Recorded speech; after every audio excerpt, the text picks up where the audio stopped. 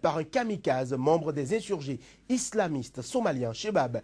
Une trentaine de blessés, sinon plus, sont aussi à déplorer dans cet attentat qui visait pour la troisième fois en 18 mois le même hôtel. Et pourtant, la MISOM, la mission de l'Union africaine en Somalie, compte depuis le début de cette année environ 22 000 hommes. Ont-ils échoué à sécuriser les populations? Somalie attaque quasi journalière des Shebab, des limites de la MISOM ou guerre de commerce. Élément de réponse à suivre pour le second plateau de votre émission Décryptage de l'actualité sur le continent africain. Mesdames, Messieurs, merci de nous rester fidèles. Voici pour vous et préparé par la rédaction de SICA, le flash, le point de l'actualité sur le continent africain.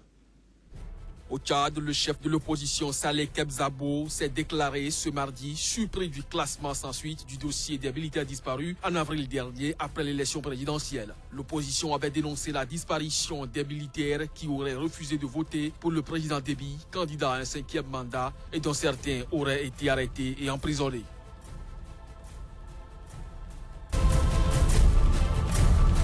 En République démocratique du Congo, Wimulongo, un ancien collaborateur de Moïse Katumbi, candidat déclaré à la présidentielle, a été condamné ce mardi à 3 ans de prison par un tribunal militaire de Lubumbashi pour détention illégale d'armes. Mais pour son avocat, c'est un verdict de la honte, soutenant que Mulongo avait l'autorisation de port d'armes depuis 1996.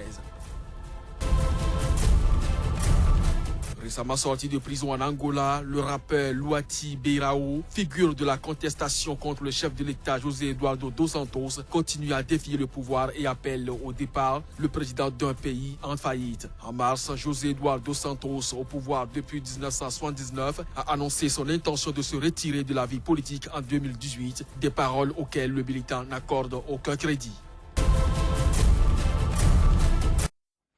Sénégal, limogeage de Ousmane Sonko par Macky Sall. Quelle place pour une lutte efficiente contre la corruption en Afrique? Mesdames, Messieurs, le débat prend place sur Angle de vue, juste après ceci.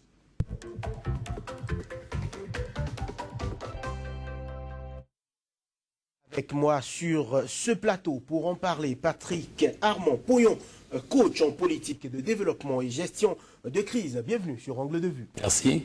Face à vous, Aimé Tchefa, sociologue, expert en stratégie de développement. Aimé Tchefa, un plaisir de vous retrouver. Merci. Ma première question est pour vous, Aimé Tchefa, un inspecteur des impôts révoqué pour suspension de droit, sans suspension de droit de pension, il faut le préciser, pour manquement à l'obligation de discrétion professionnelle. Qu'est-ce que vous inspire au prime abord cette décision? Merci. Je crois que nous sommes sur un échiquier et sur un damier. Un échiquier et un damier, en fait, qui ne sont que des symboles de ce qui se passe réellement au sein de l'arène politique et par rapport à des luttes politiques, donc pour le pouvoir. Je voudrais me poser un certain nombre de questions. Lesquelles? La première, que dit le statut général des agents de l'État au Sénégal? Ensuite, je voudrais me demander si les a priori et les idées qui sont derrière cette lutte relèvent effectivement de la lutte contre la corruption. Et ensuite, l'inspecteur Ousmane Sonko lui-même, est-il réellement en train de lutter contre la corruption ou en train de se baliser un terrain politique pour pouvoir contribuer à l'ascension au pouvoir aussi bien de lui-même que de son parti politique? Je voudrais me résumer en disant que l'homme, en réalité, n'est pas que simple fonctionnaire de l'État sénégalais, il est également une personnalité politique, et qu'au début de cette année, avec, disons, sa collègue et compère, Nafi Ngom Keïta, qui est inspectrice générale des finances, ont été perçus comme des lanceurs d'alerte par Transparency International et qui visiblement feraient un très bon travail. Mais dans le même temps, il est à préciser qu'ils sont perçus comme des emmerdeurs à la classe politique parce qu'il a eu à déclarer que l'Assemblée nationale ne paye pas ses impôts et le président Moustapha Niasse a répliqué, lui a répliqué, et ensuite le référendum de mars dernier qui, selon le chef de l'État coûterait 3 milliards. Lui, il a dit que c'est 10 milliards et en a apporté les preuves. Autrement dit, il est dans les collimateurs du chef de l'État. Du chef de l'État. Alors, toutes mes excuses, hein, j'ai un chat dans la gorge. Patrick Armand Poyon, voilà ma première question pour vous. Est-ce que, selon vous, la discrétion doit prévaloir dans un cas où on dénonce des fraudes fiscales et des détournements de deniers publics? Au fait, s'il n'y a pas de discrétion, on va dénoncer tout le monde.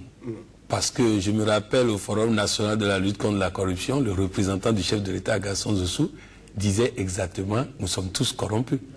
Alors s'ils sont tous corrompus et qu'il n'y a pas de discrétion, ça veut dire qu'on va dénoncer tout le monde. Et imaginez que demain matin, un inspecteur sorte et commence par dénoncer le chef de l'État, le président de l'Assemblée nationale. Vous savez tout le bruit, tout le tempérament que ça va créer dans le pays. Moi, je crois que nous devons nous poser des questions par rapport à la politique de lutte contre la corruption en Afrique.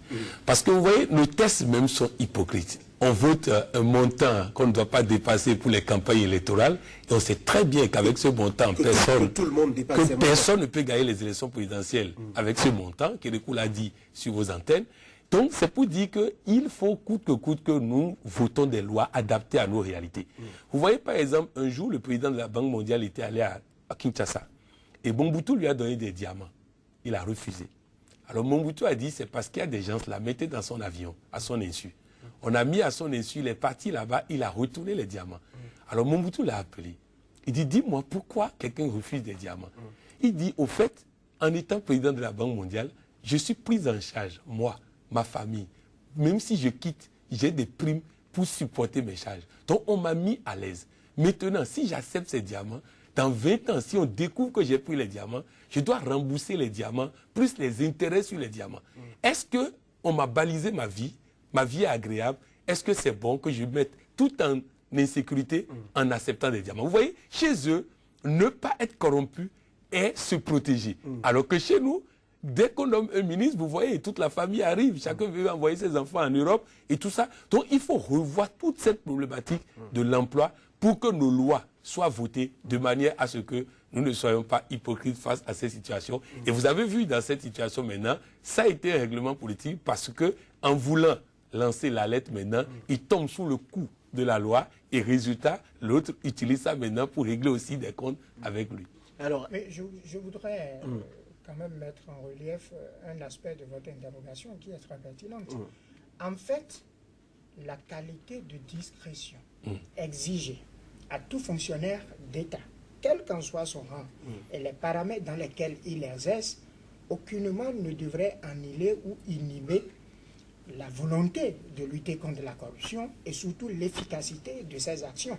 Alors, il y a lieu de voir s'il y a une corrélation entre discrétion et lutte contre la corruption. Et si oui, il y en a, dans quelle mesure pouvons-nous définir la discrétion pour qu'elle continue par être efficace? Écoutez, si je suis inspecteur et que sur un dossier, en allant en profondeur, je découvre que le chef de l'État est, disons, au cœur d'un grand réseau de corruption, est-ce que je dois rester bouche fermée et que c'est ce principe-là alors qui définirait la discrétion? Je ne crois pas. Puisque si la discrétion est définie et perçue comme telle, automatiquement, elle rend inefficace la lutte contre la corruption. Alors, je trouve que ce n'est pas un problème de discrétion.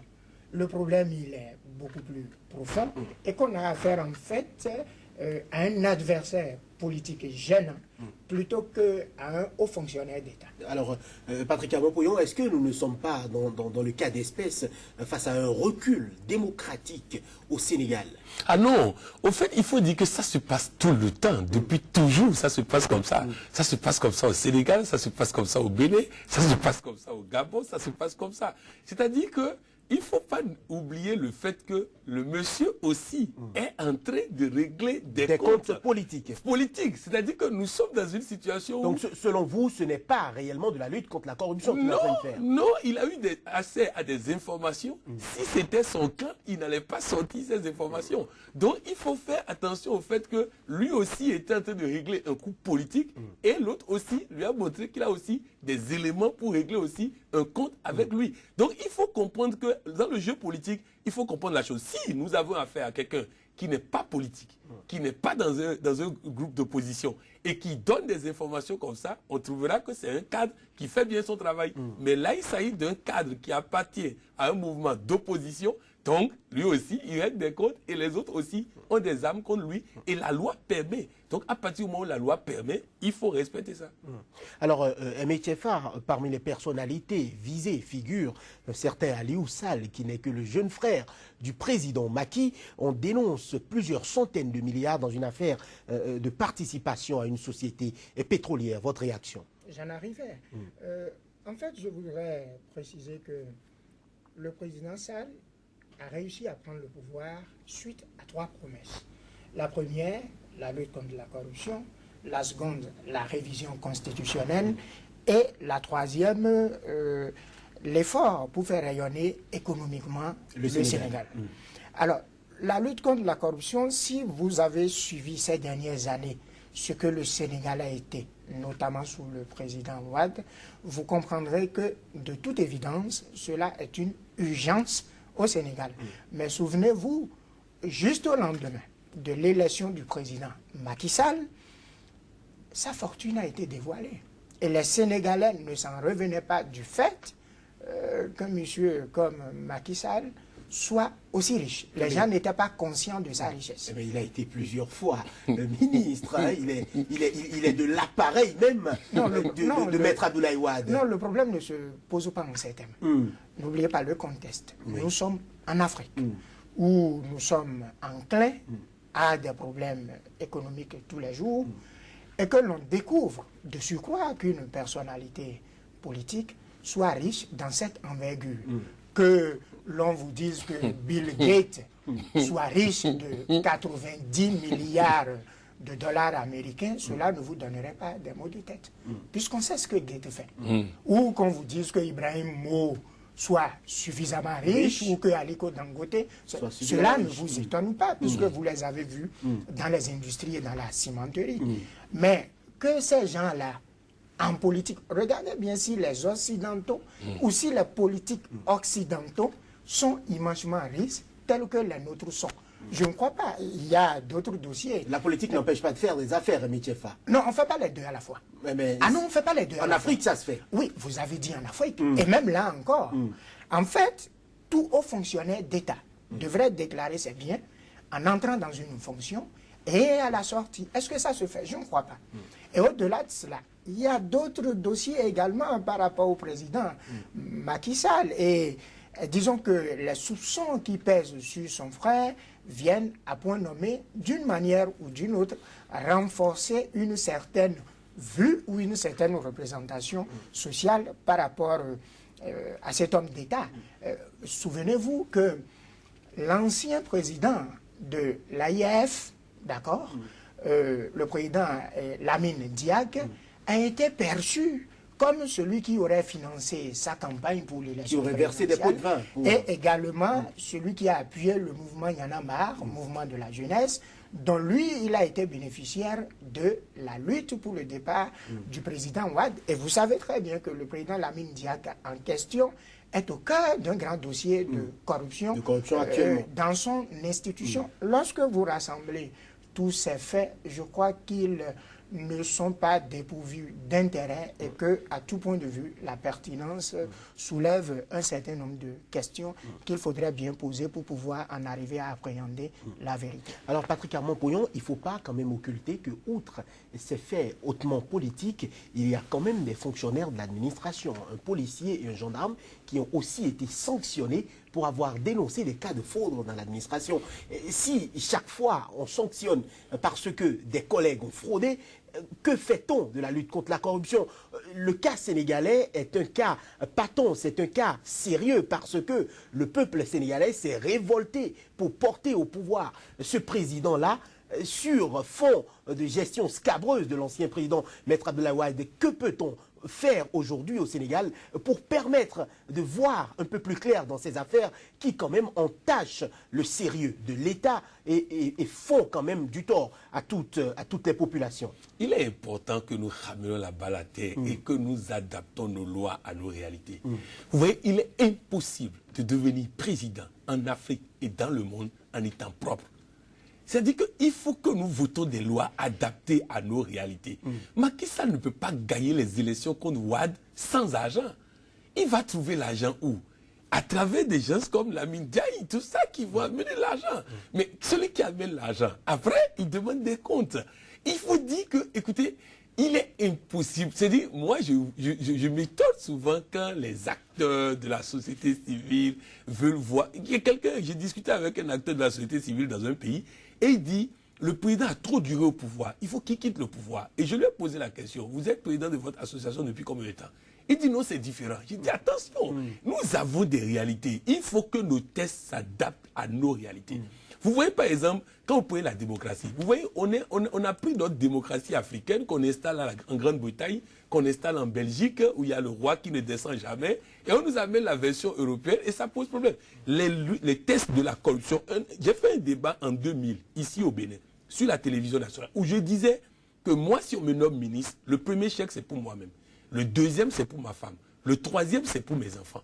Parce que je ne peux pas servir la République en étant en insécurité. Il faut d'abord que je règle les problèmes sécuritaires pour prendre des décisions impopulaires. On m'a traité de corrompu. Quelques jours après, le président Kérékou a pris un décret et désormais, quand on nomme un ministre au Bénin, on lui donne de l'argent pour se mettre en condition. Parce qu'il faut qu'on se dise la vérité. On nomme quelqu'un qui n'avait pas de voiture. Du jour au lendemain, il devient ministre. Il doit utiliser la voiture d'État. On dit que la voiture d'État a des restrictions. Et le ministre va se retrouver dans restrictions. Non, il faut que nous puissions adapter nos tests à nos réalités. Nos rois étaient riches, mais ils n'étaient pas corrompus. Il y a des cadeaux. Dadis Camara a pris le pouvoir. Un mois après, il disait sur les antennes, Wade m'a envoyé 500 millions pour mon agent de poche. Bon, il va refuser. Bon, il prend. Un jour, il veut déclarer ses biens, il déclare 500 millions. On dit, il a trouvé où? Donc, c'est comme ça fonctionne. Dès que tu es président, il y a des chefs d'État qui t'envoient de l'argent pour te dire bonne arrivée et tout ça. Et tout cet argent-là, quand il déclare ses biens maintenant, on est surpris de voir qu'il est riche. Le point de vue de Patrick Amapoyon m'étonne beaucoup. Et ça, je le dis très honnêtement. Je suis tout à fait d'accord pour son analyse. Mais la capitalisation et l'utilisation qu'il en fait, ça me choque un peu. Écoutez, quelles sont nos réalités? Je suis sociologue. Nos réalités, c'est l'austérité. C'est d'utiliser le peu que nous avons pour faire de grandes choses. Ma grand-mère était vendeuse de Mikogopo. Ma mère était vendeuse d'Ata. Et c'est avec ça qu'elle a élevé ses enfants qui sont devenus des cadres. Ce sont nos réalités, ça. Nos réalités, c'est aussi que nous savons nous serrer le ventre pour bâtir une maison. Nos réalités, c'est également que nous savons vendre de l'eau ou de la cassa pour bâtir nos maisons. Donc, je trouve que le problème, son diagnostic est bon. Mais l'utilisation qu'il en fait... Écoutez, je voudrais l'inviter à voir d'autres modèles. Vous connaissez un peu le modèle norvégien. Un ministre n'a pas droit à un véhicule pour lui. Ils sont 3 ou 4 à utiliser un véhicule. Il n'a pas droit à un chauffeur. C'est lui-même qui conduit. Il n'a pas droit à un bureau tout seul. Tout le monde travaille dans des halls. Mais voyez aussi un peu cela. Et ce sont ces gens-là qui nous envoient de l'argent. Écoutez, plus vous allez prendre vos ressources, à donner des millions à vos ministres, à leur acheter des véhicules dernier cri, à installer la corruption, alors que vous-même, vous ne produisez rien. Tout ce que vous donnez à vos ministres, vous consommez, puisque vous achetez ça de l'extérieur. C'est quelle forme ou type de développement ça? Je crois que nous devons en arriver à l'austérité et surtout à la simplicité. Une fonction est bonne et digne parce qu'elle permet de servir les populations.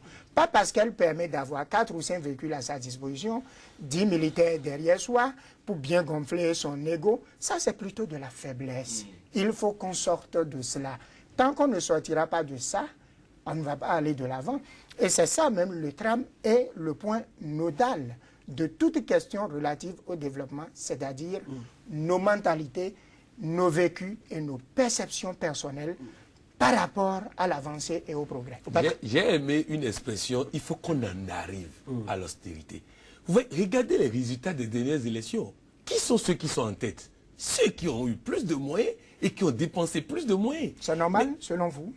Actuellement, au Bénin... Non, je demande si c'est normal. Non, c'est-à-dire... Revenons. En fait, il y a une différence Patrick Amampoyon. Non, il y a une différence entre ce qu'on souhaite et ce qui est. Patrick Amampoyon, Oui. revenons au cas du Sénégal.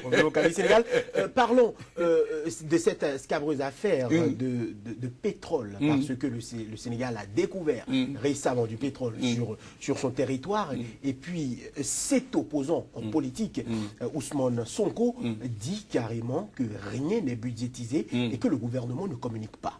Mais c'est l'impression que cela donne, parce que une société qui a gagné un des marchés pour explorer ce pétrole-là, dit qu'il aurait versé 40 millions de dollars au gouvernement. Mais rien, où est passé cet argent? C'est des questions qu'on se pose actuellement au Sénégal. Oui, c'est des questions graves, c'est des questions très graves. Et moi, ma préoccupation n'est pas de porter des jugements pour porter... Vous savez, au Bénin, on m'appelait la grande gueule. Je tapais sur tout le monde, je critiquais tout le monde, mais je ne produisais aucun résultat. Mais j'ai décidé depuis cet état d'analyser. Analyser pour permettre aux gens de corriger là où il faut corriger. Tous les pays africains qui ont trouvé du pétrole, ça a été la même procédure. Vous allez en Guinée équatoriale, c'est vrai, il y a eu des réalisations, mais on a plein de dossiers là-bas. Au Gabon, comment vous pouvez imaginer que ce pays qui a autant de pétrole, qui a eu autant de pétrole dans le temps, autant de bois, n'a pas de route, n'a pas ceci. Donc, on a un problème sérieux. Mais ce problème sérieux, pour l'aborder... C'est la corruption. Et c'est la corruption. Et ce problème sérieux, pour l'aborder, il faut revoir nos tests et les adapter à nos réalités. Quand je dis nos réalités, je ne veux pas dire qu'il faut valider la corruption. Ça ne veut pas dire qu'il faut autoriser la corruption. Mais il faut trouver déjà comment le chef d'État finance sa campagne. Il faut régler ça. Nous parlons aujourd'hui de financement public de la campagne des partis politiques. Il faut régler ces questions. Parce que si l'argent ne vient pas de quelque part, alors qu'il faut l'argent pour gagner les élections, les gens vont trouver à gauche, à droite, devant, derrière. Et n'oubliez pas, le Sénégal, je me rappelle un jour, le président Ouad et le président Kadhafi étaient à Bamako et voulaient diriger une prière. Et les gens ont refusé. Et il a dit non, je tiens à diriger la prière. On dit non, si tu veux qu'un chef d'État dirige la prière, il y a Ouad qui a le grade dans la religion musulmane pour diriger la prière. Et il dit, lui, il ne va jamais prier derrière un Sénégalais. Que Dieu ne peut pas agréer la prière d'un Sénégalais. Bon, bref, c'est une parenthèse pour dire, on connaît les réalités du Sénégal. En termes, le Sénégalais te dit que pour tromper Dieu, il faut attacher la Bible et le Coran. Et quand tu attaches le Coran, Dieu ne voit rien. Donc tu peux faire ce que tu veux et après tu détaches le Coran.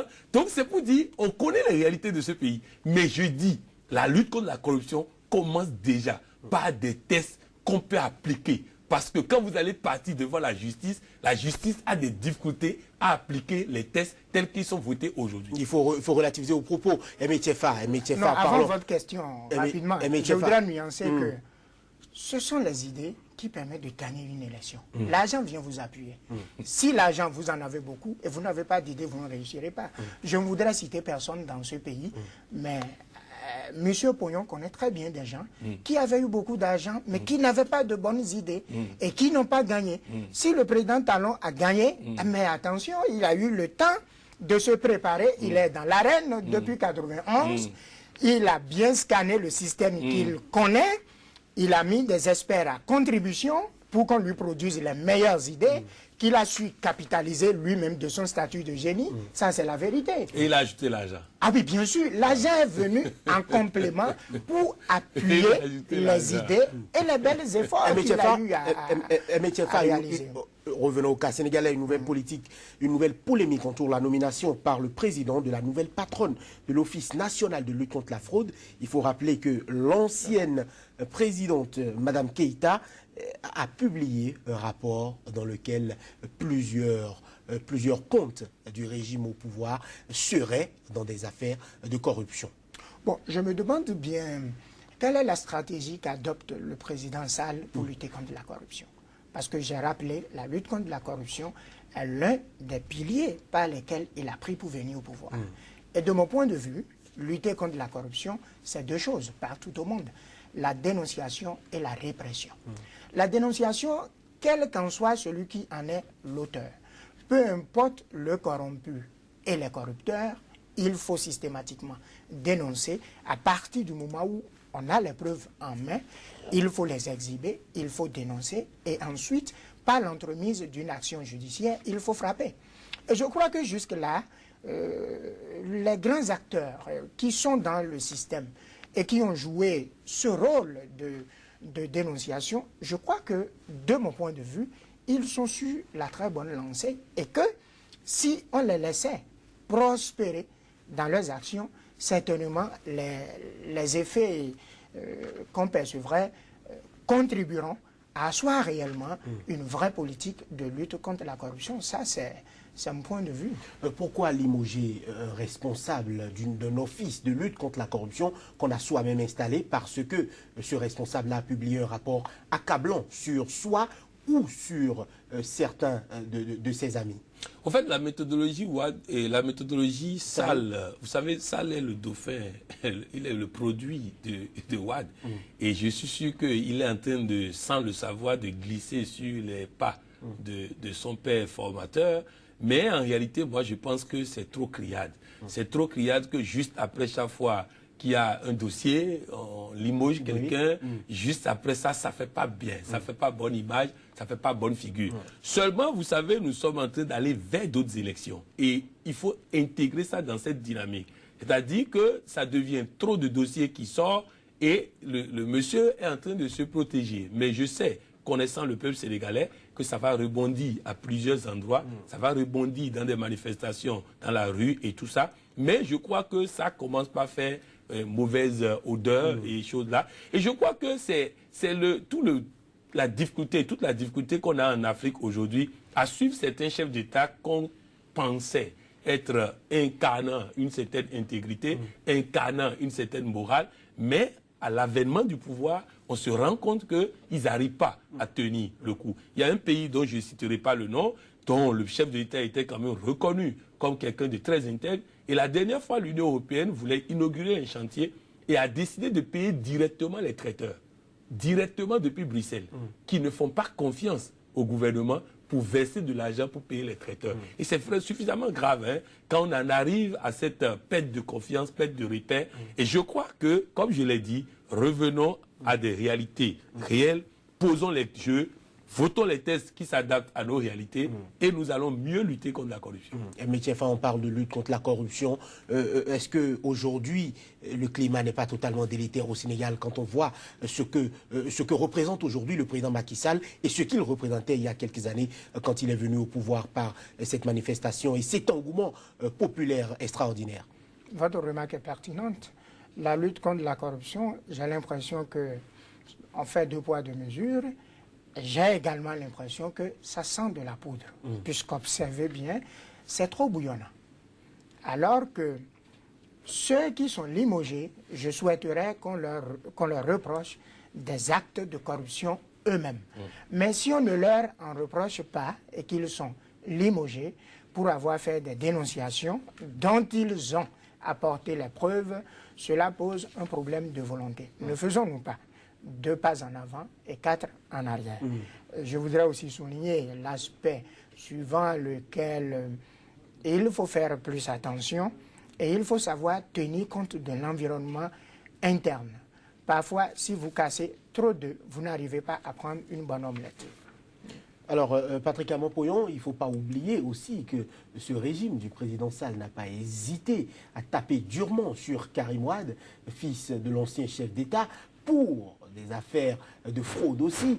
Pourquoi est-ce que les mêmes causes ne produiraient pas les mêmes effets? Au fait, j'ai compris dans la stratégie de Macky Sall finalement qu'il avait un problème personnel avec Karim Wade depuis qu'il est Premier ministre, après président de l'Assemblée nationale. Et parce que je me rends compte que de tout son mandat, c'est seulement Karim Wade qui est le seul dossier qu'on nous a pondu devant la justice. Et ça rejoint ce que disait M. Chaffa, c'est que dans la lutte contre la corruption, en Afrique comme dans le monde, vous voyez que 2 poids 2 mesures. C'est-à-dire que ceux qui sont au pouvoir sont toujours en train de lutter contre les autres. Ou ceux qui sont dans l'opposition sont toujours en train de lutter contre les autres. Je me rappelle, il y avait un dossier d'un ministre au temps de Soglo qui était dans les faux diplômes. Et rapidement, le président Soglo l'a appelé, il lui a dit « Je ne peux pas te soutenir en tant que ministre avec un faux diplôme, je ne sors pas le dossier du faux diplôme, mais je te retire en tant que ministre et te ramène à la présidence comme conseiller. C'est plus facile à gérer. Je crois qu'on doit en arriver au moins à ça. Pour que, en Côte d'Ivoire, on a eu 2 ministres sur lesquels il y avait des soupçons. Le chef de l'État a demandé leur démission. Ils ont démissionné. Je crois qu'il faut qu'on en arrive à ça. Pas que nécessairement la personne est coupable, mais lorsqu'on a des collaborateurs qui sont indexés dans des dossiers, qu'on les retire de ces fonctions-là pour ne pas les exposer à ce chose-là. Donc je crois qu'il y a un travail immense à faire. Mais ce travail doit être débarrassé de « moi je suis de ce côté, je règle les comptes de l'autre côté ». Il faut que nous puissions le faire objectivement et le pays va en gagner. Mais Tchefa hoche la tête, le consensus semble trouvé. Enfin, déjà. Oui, je voudrais également préciser que le ministre du Ciel et de la Terre avait aussi beaucoup de casseroles qu'il traînait et quelques morts dans son placard. Il était super corrompu. Fin du premier débat sur Angle de vue. Avant la Somalie, voici un autre point de l'actualité sur le continent africain. Au Tchad, le chef de l'opposition Saleh Kebzabo s'est déclaré ce mardi surpris du classement sans suite du dossier des militaires disparus en avril dernier après l'élection présidentielle. L'opposition avait dénoncé la disparition des militaires qui auraient refusé de voter pour le président Déby, candidat à un 5e mandat, et dont certains auraient été arrêtés et emprisonnés.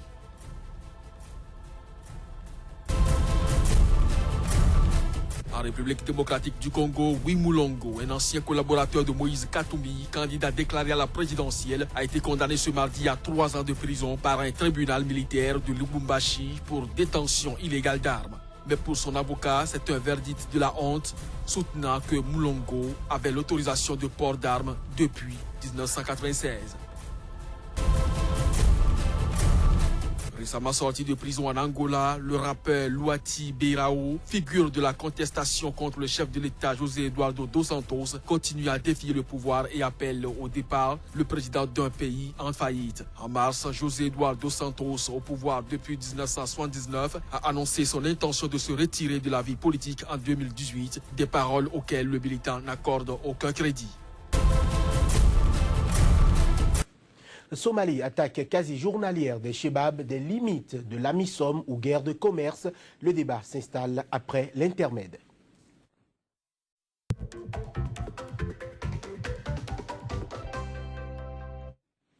Et le débat se poursuit avec vous, messieurs. Patrick Armand Poyon, coach en politique de développement et gestion de crise. Aimé Tchefa, sociologue, expert en stratégie de développement.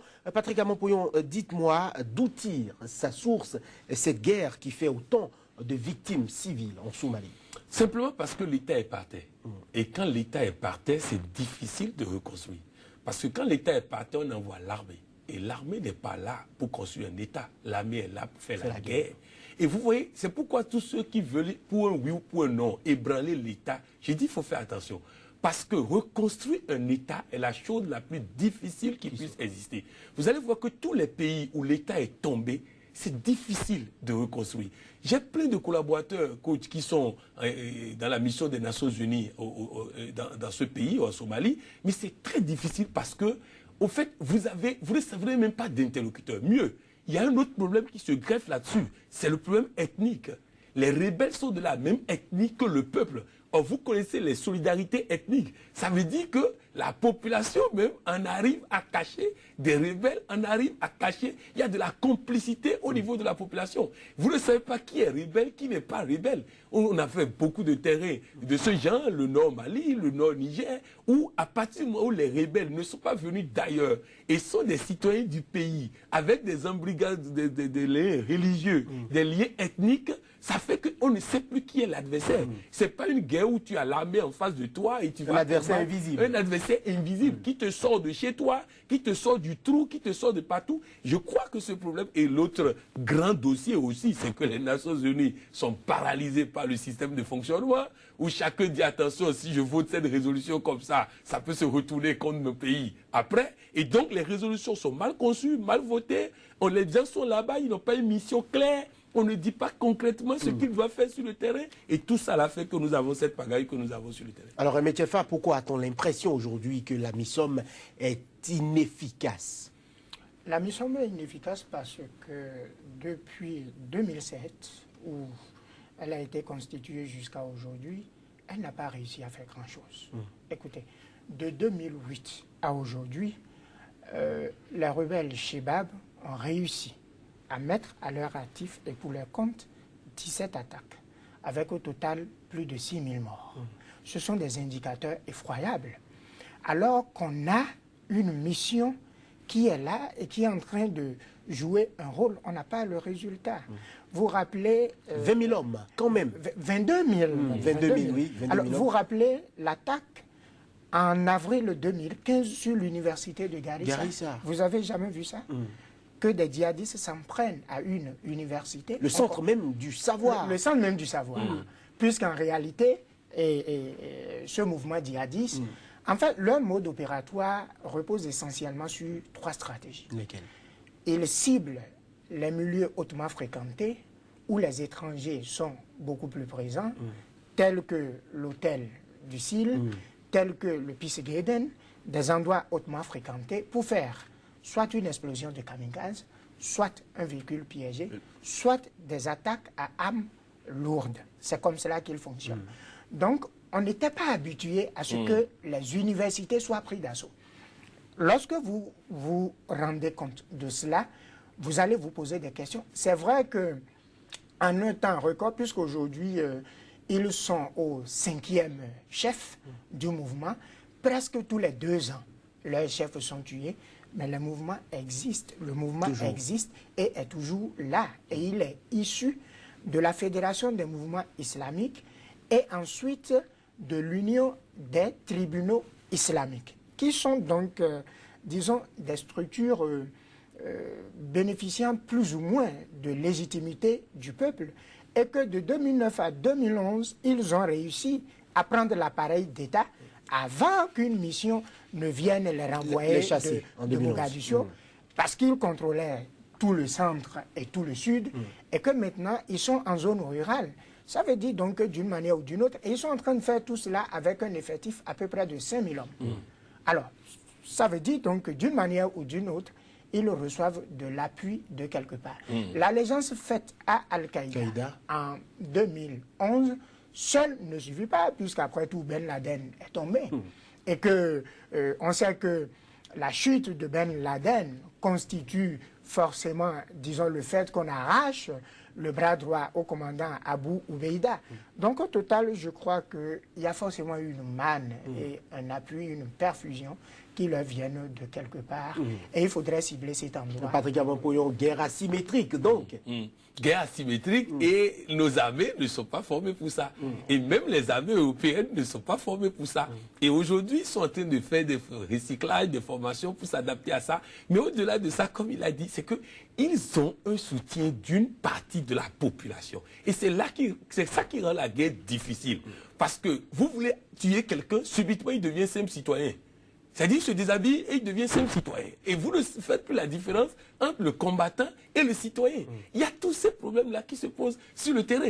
Et je crois qu'aujourd'hui, il est important que nous puissions... Et l'autre chose, c'est quoi? C'est que eux, comme il a dit, ils ont les moyens de rémunérer leurs soldats.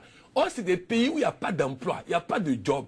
Donc, les jeunes préfèrent aller là où il y a au moins une rémunération que d'aller là où il n'y a pas de job. L'État n'a pas de job pour eux. Et là-bas, il y a des primes même de bonne arrivée. C'est-à-dire, vous arrivez, on vous donne une prime. Après, on vous donne une femme gratuitement. Après, on vous donne ceci. Donc, tout ça là fait que il y a aussi le combat du développement. Il faut apporter le développement là où on a sécurisé. Il faut apporter le développement pour que les jeunes trouvent un autre chemin que d'aller vers le chemin de la guerre.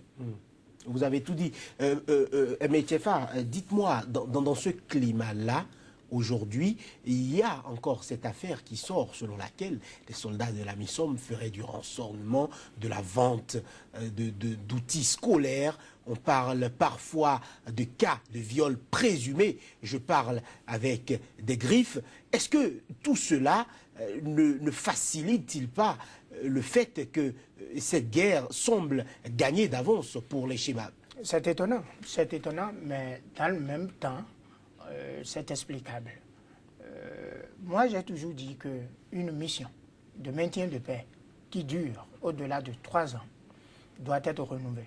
C'est-à-dire que si la totalité des soldats ne sont pas renouvelés, tout de suite, il y a une habituation aux populations. Ils oublient le statut de soldat.